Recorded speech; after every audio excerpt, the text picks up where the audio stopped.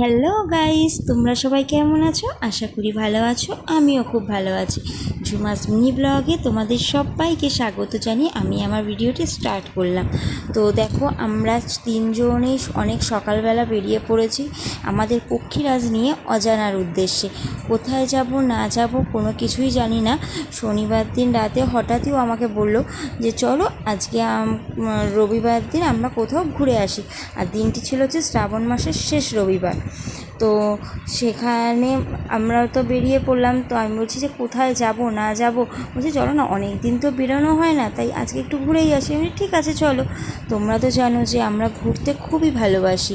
সাথে আমার ছোট্ট মেয়েটিও, দেখো ওর কিন্তু বাইক জার্নিতে কোনো অসুবিধা হয় না, আর এমনকি ও খুব এনজয়ও করে। ওকে যদি বলা হয় মাম্মাম তুমি কিসে যাবে, ও বলবে পাপার গাড়িতে যাব, তার মানে ও বাইকে করে যাবে। তো আমি বলছি ঠিক আছে চলো। তো আমরা তিনজনেই সকাল সকাল ঘুম থেকে উঠে বেরিয়ে পড়েছি। তো রাস্তায় বেরিয়ে আমি বললাম যে কোথায় যাওয়া যায় বলো তো। তো ও বলছে যে চলো বর্ধমানের 108 শিব মন্দিরে যাই, তুমি তো কখনো যাওনি, ঘুরিয়ে নিয়ে আসি তোমাকে। আমি বলছি ঠিক আছে চলো। কিন্তু এতটা ভিড় ছিল মন্দিরে, যাই জন্য আমরা ঢুকতে পারিনি, কারণ হচ্ছে শ্রাবণ মাসের শেষ সোমবার।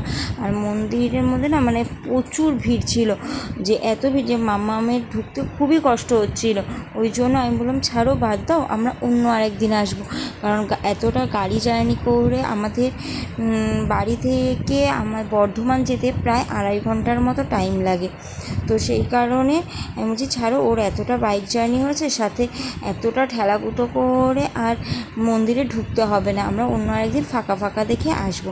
দেখো গ্রাম্য পরিবেশটা কতটা সুন্দর। আর আমরা না এরকম গ্রাম্য শহর থেকে বাইরে গিয়ে এরকম গ্রাম্য পরিবেশে ঘুরতে খুবই ভালোবাসি।